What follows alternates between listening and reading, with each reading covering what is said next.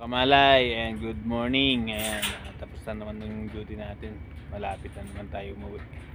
Mga kamalay, flex ko lang nga pala sa inyo mga kamalay. Yung bag namin dito imported.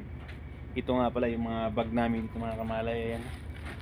Ayan yung bag namin mga kamalay dito imported. Ayan.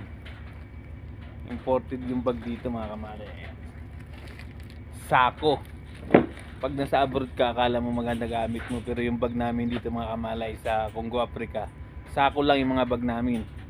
Ayan yung mga laman yan mga kamalay. Yung laman yan mga kamalay, yung laman gamit. Ayan, flashlight, kapute, ayan, saka ilagay ng tubig, saka yung yelo, saka yung yelo nga pala mga kamalay, yung lagay kanyang katul, saka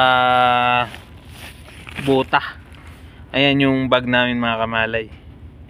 Ganyan yun. Pag nasa abroad ka, uso talaga kailangan imported. Kaya gamit namin, ayan, imported na imported mga kamalay yung gamit namin dito. Sakong bag mga kamalay.